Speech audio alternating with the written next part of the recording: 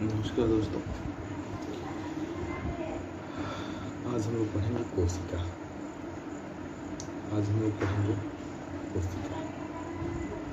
पहले हम लोग कोशिका को इंग्लिश में सेल कहते हैं। कोशिका से कुछ प्रश्न देख लेते हैं हम लोग। पहला प्रश्न पूछा जाता है कि संसार की सबसे छोटी कोशिका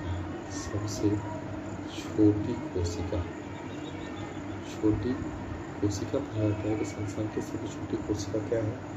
इस प्रश्न का आंसर होगा माइकोप्लाज्मा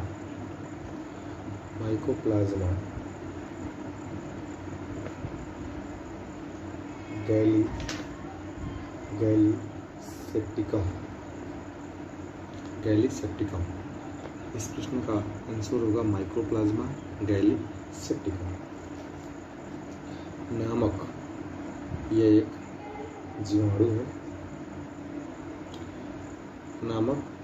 जीवाणु की है।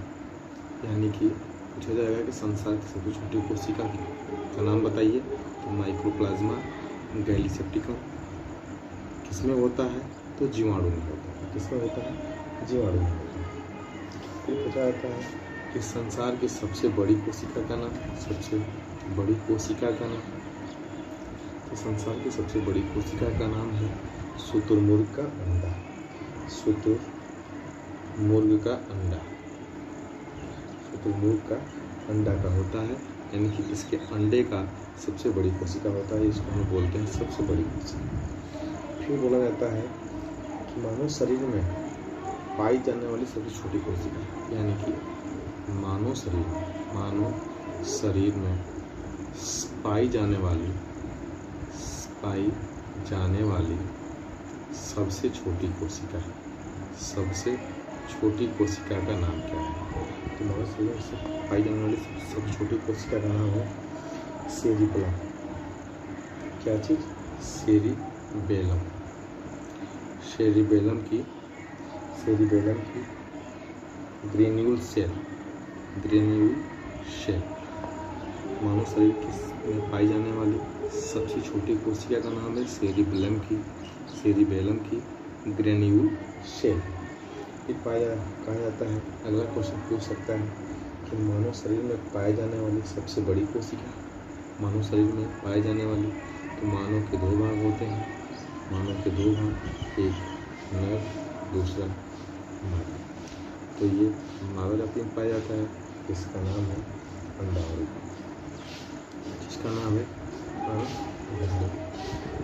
होती है। अगला है छोटी कोशिका। पूछेगा कि छोटी कोशिका कौन होती है, तभी हम लोग पढ़े हैं। और छोटी कोशिका कब पूछेगा, तो हम लोग कह सकते हैं कि नर का शुक्राणु भी पाया जाता है। और क्वेश्चन जो है वो पूछेगा कि सबसे लंबी कोशिका मानव शरीर की सबसे लंबी कोशिका हम कह सकते हैं, उसका नाम है तंत्रिका न्यूरा। मानव शरीर की सबसे लंबी कोशिका का नाम, लंबी और बड़ी दोनों में अंतर है। लंबी और बड़ी, यह है बड़ी कोशिका, यह है लंबी कोशिका। अब आगे होता है कोशिकाएं कितने प्रकार की होती हैं। तो कोशिकाएं दो प्रकार की होती हैं। एक को हम लोग बोलते हैं यूकैरियोटिक, एक को बोलते हैं प्रोकैरियोटिक। यहाँ से कुछ छूट गया हमसे कि कोशिका की खोज किसने की। कोशिका का खोज किसने किया? कोशिका खोज किया था रॉबर्ट हुक ने। कब किया था? 1665 में। कोशिका की खोज रॉबर्ट हुक ने 1665 में किया था। एक और प्रश्न पूछता है कोशिका से ही पूछेगा कि सर्वप्रथम जीवित और मुक्त कोशिकाओं की खोज किसने किया? जीवित एवं मुक्त मुक्त कोशिका का खोज किसने किया? हम लोग कह सकते हैं लुएनहाक नामक वैज्ञानिक ने क्या किया था? सर्वप्रथम जीवित और मुक्त कोशिका का खोज किया था। यहाँ से पूछा जाता है कि कोशिकाओं के अध्ययन को क्या कहते हैं? कोशिकाओं के अध्ययन को क्या कहते हैं? तो साइटोलॉजी कहते हैं। साइटोलॉजी कहते हैं। इसको भी कोशिका का अध्ययन जिसमें कहते हैं उसको हम साइटोलॉजी कहते हैं। जिस शाखा के अंदर हम कोशिका का अध्ययन करते हैं। और यहाँ देखते हैं कोशिकाएं दो प्रकार की होती हैं, प्रोकैरियोटिक कोशिका, यूकैरियोटिक कोशिका। Prokaryotic, eukaryotic. तो हम देखते हैं कि इनको दो भागों में बांटा क्यों गया। तो ये एक वैज्ञानिक थे जिनका नाम था रॉबर्ट ब्राउन ने केंद्रक का खोज किया था। किसका खोज किया था? केंद्रक का खोज किया था। और केंद्रक के खोज के बाद किस कोशिका में केंद्रक उपस्थित होता है, किस कोशिका में केंद्रक उपस्थित नहीं होता है, उसी के आधार पर कोशिकाओं को दो भागों में बांट दिया गया। तो हम कह सकते हैं कि कोशिकाएं के दो भाग होती हैं, यूकैरियोटिक, प्रोकैरियोटिक। आगे देखते हैं। पहला जो हम लोग देखेंगे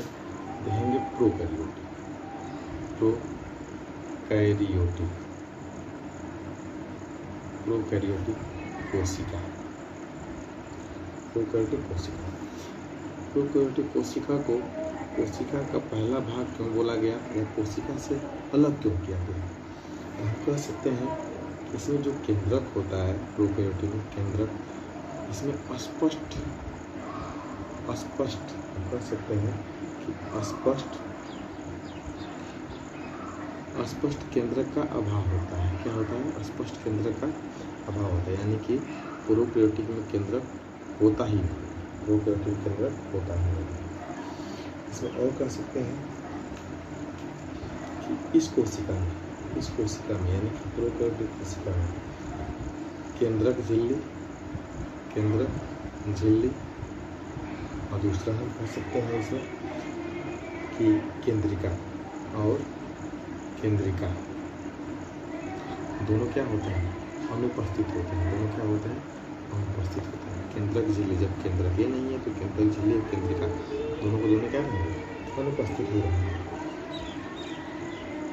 इसमें प्रोकैरियोटिक के जीवाणुओं में भी या प्रोकैरियोटिक के जीवों में भी गुणसूत्र पाया जाता है।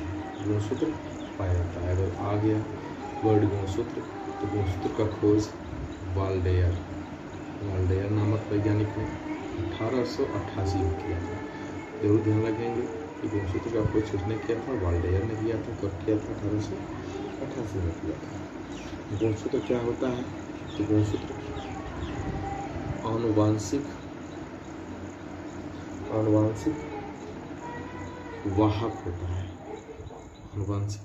वाहक होता है।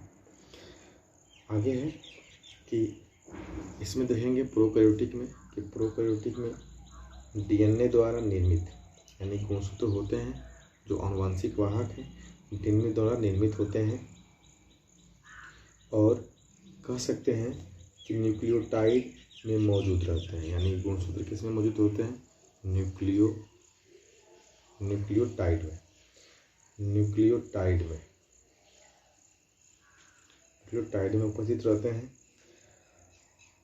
और पूछेगा किस रूप में रहते हैं? तो कोशिका द्रव्य में। कोशिका यानी कि यह द्रव्य रूप में क्या करते हैं? बिखरे रहते हैं। द्रव्य रूप में बिखरे रहते हैं। कौन? गुणसूत्र एक आनुवांशिक वाहक होता है। प्रोकैरियोटिक कोशिकाओं में न्यूक्लियोटाइड में पाया जाता है। और किस रूप में रहता है? तो कोशिका के द्रव्य रूप में रहता है। और क्या क्या इसमें नहीं होता है प्रोकैरियोटिक में? तो हम कह सकते हैं प्रोकैरियोटिक में माइटोकॉन्ड्रिया, जिसको कोशिका का पावर हाउस बोलते हैं,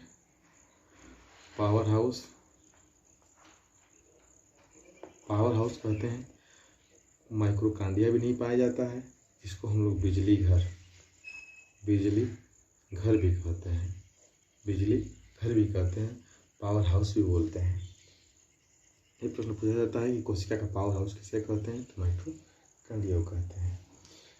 फिर इसमें हरित लवक भी नहीं होता है, माइक्रोकांडिया भी नहीं होता है, हरित लवक भी नहीं होता है। लाइसोसोम जिसको हम लोग कोशिका का आत्मघाती थैला कहते हैं, ये भी क्या होता है, अनुपस्थित रहता है। आगे जो है गाल्जी काय भी नहीं होता है, गाल्जी काय भी इसमें नहीं रहता है। एक और है कि इसमें केवल 70 प्रकार के राइबोसोम्स ही पाए जाते हैं, 70 प्रकार के राइबोसोम्स ही पाए जाते हैं।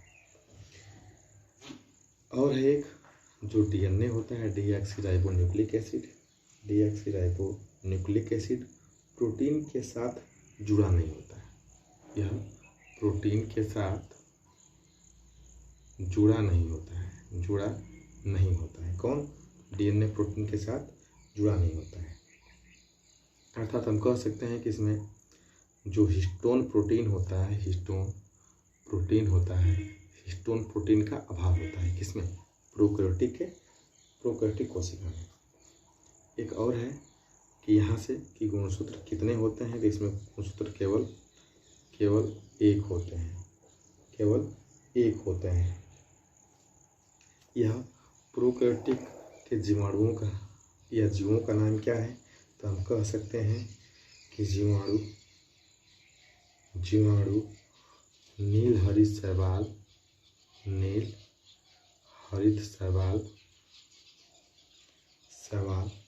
इत्यादि में क्या होती है, कोशिका पाई जाती है। कौन सी कोशिका? प्रोकैरियोटिक कोशिका। तो ये थे आपके प्रोकैरियोटिक कोशिकाएं, ये थी आपकी कोशिकाएं। अगर इस चीज़ में आपको कोई भी समस्या हो कमेंट बॉक्स में हमें ज़रूर बताएं। ठीक है, मिलते हैं अगली वीडियो में। नमस्कार।